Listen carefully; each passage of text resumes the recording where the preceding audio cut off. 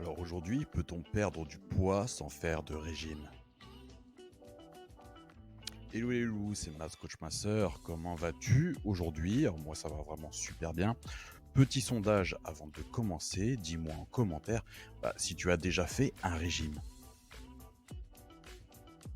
Alors bien sûr, pense à t'abonner à la chaîne pour être au courant des toutes dernières astuces minceur et santé et à dégommer le bouton like. Donc c'est juste un petit clic pour toi, mais pour moi ça m'aide réellement au niveau de la visibilité de cette vidéo.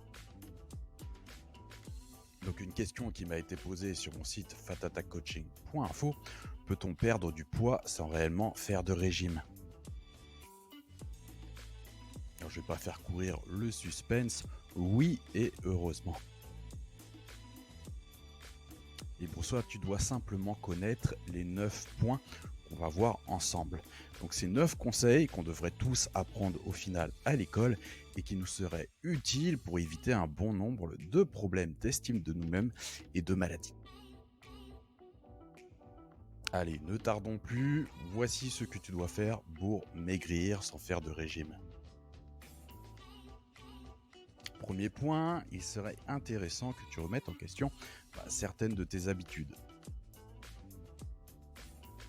Alors, habitude numéro 1 que tu as peut-être, est-ce que tu finis toujours ton assiette? Et surtout, est-ce par faim? Parce que quand on est enfant, on nous a toujours dit de ne pas gaspiller. Donc déjà, il faut que tu aies conscience de tout ce que tu avales et de tout ce que tu manges. Donc si tu as toujours faim, il te suffira d'ajouter plus de fibres issues des légumes et plus de protéines pour favoriser la satiété. De plus, tu devras prendre le temps de mâcher parce que plus tu vas mâcher et moins tu vas manger.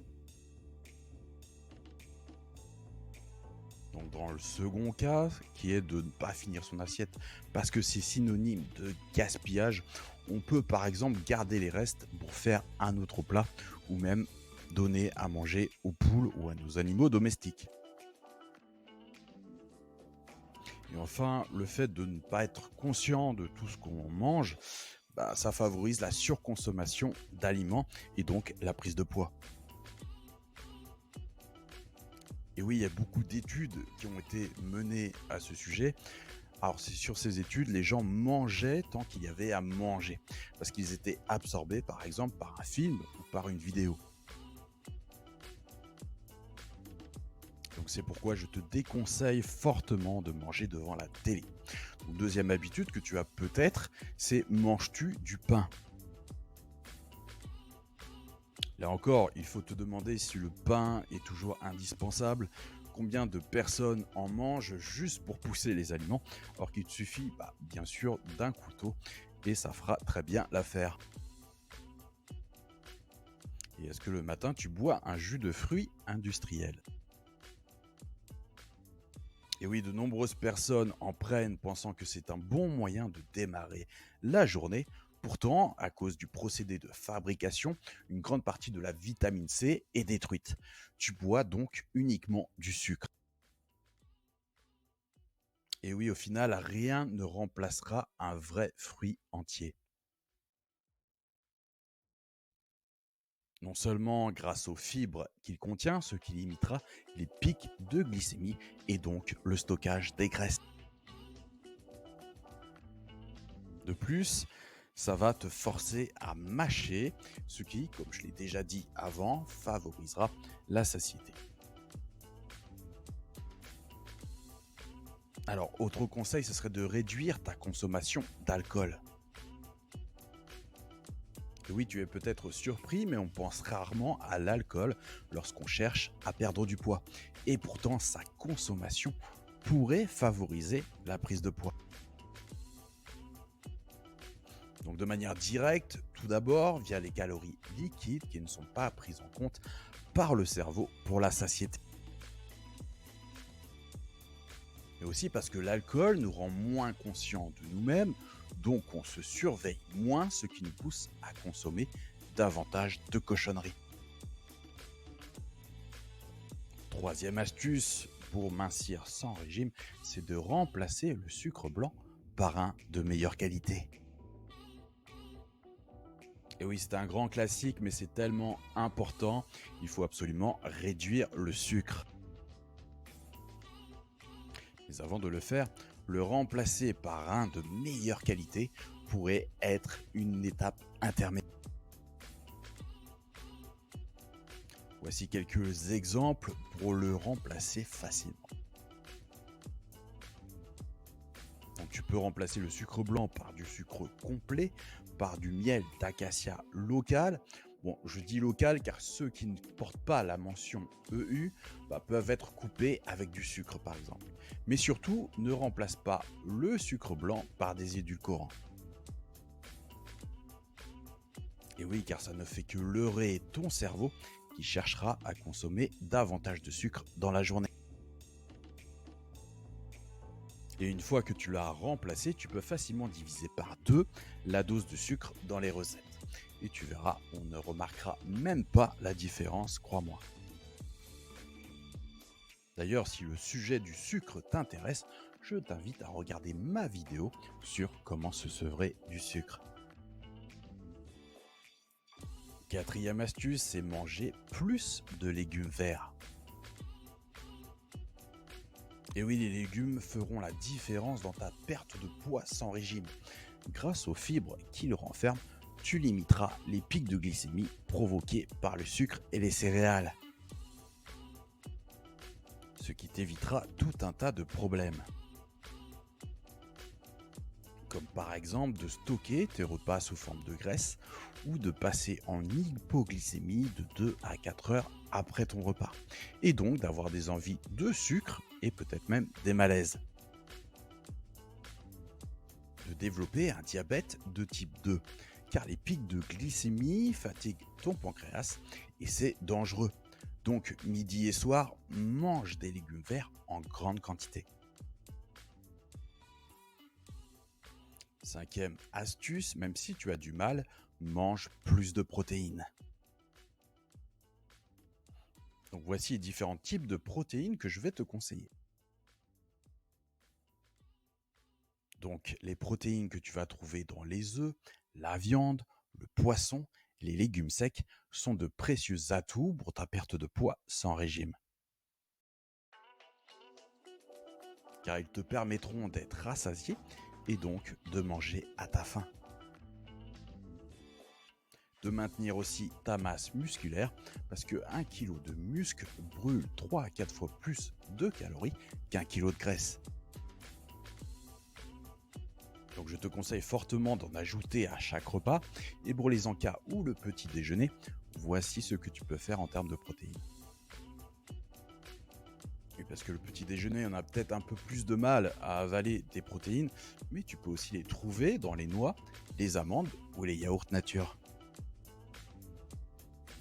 Sixième conseil, manger plus d'oméga 3. Et oui, le gras, c'est la vie. Et sache que cette phrase est entièrement vraie, car si tu élimines le gras, tu vas avoir de graves problèmes de santé. Mais le tout, c'est de choisir du bon gras. Et pour ça, c'est assez simple, rien de tel que d'augmenter ta consommation d'oméga 3, ce qui te permettra de perdre du poids en rééquilibrant le ratio oméga 3 oméga 6. Car je ne sais pas si tu en es conscient, mais aujourd'hui on mange beaucoup trop d'oméga 6, 11 à 20 fois trop, ce qui augmente l'inflammation chronique et c'est une des causes du surpoids. Donc reste bien à l'écoute parce que je vais te donner les meilleures sources d'oméga 3 que tu peux augmenter dès aujourd'hui. Alors tu as l'huile de lin, l'huile de colza, tous les poissons gras, les anguilles, harengs, saumons, sardines, maquereaux et flétans noirs. Par contre, fais attention, le flétan blanc ou d'Atlantique est un poisson maigre et non gras. Tu peux trouver des oméga 3 aussi dans les graines de chia, noix de Grenoble, viande issue d'élevage en plein air, œufs de poule élevés en plein air ou bio. Donc tu as le code 1 ou 0 ou avec le logo bleu blanc cœur. Et voici toutes les sources d'oméga 6 que tu dois limiter. Alors tu as les chips, les pistaches, les amandes, les cacahuètes, les plats préparés, les pignons de pain, les biscuits et gâteaux industriels, noix du Brésil, de pécan, de cajou et viande grasse de la filière classique. Alors graines de pavot, de tournesol, de sésame, huile de tournesol, de sésame et de pépins de raisin, œufs de poule élevés en cage ou au sol, dont tu as les codes 3 et 2.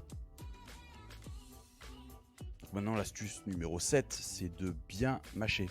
Alors, je sais que c'est la troisième fois que je me répète, mais c'est capital, il faut que tu mâches assez. Tu seras de plus moins ballonné car la digestion commence dans la bouche. Astuce numéro 8, c'est de grandement limiter les aliments ultra transformés. Alors les aliments ultra transformés, c'est quoi? Ce sont les aliments qui contiennent des ingrédients que tu ne peux pas facilement acheter en grande surface. Alors ça te parle peut-être pas comme ça directement, donc je vais te donner quelques exemples. Donc si ça contient de la maltodextrine, des amidons transformés, les sirops de glucose ou du fructose, etc. Donc regarde bien la liste des ingrédients, c'est bien plus parlant que le tableau nutritionnel avec le nombre de calories.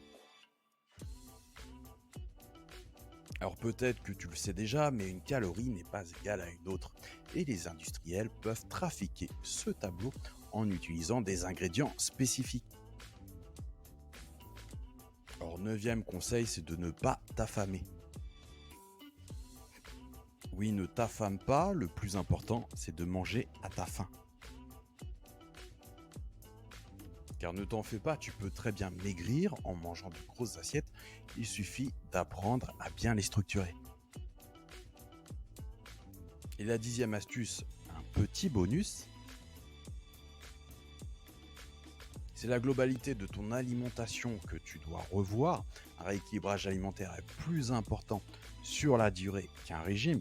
Et pour élaborer ton rééquilibrage alimentaire, tu as mon livre numérique, mes 50 meilleurs conseils minceurs.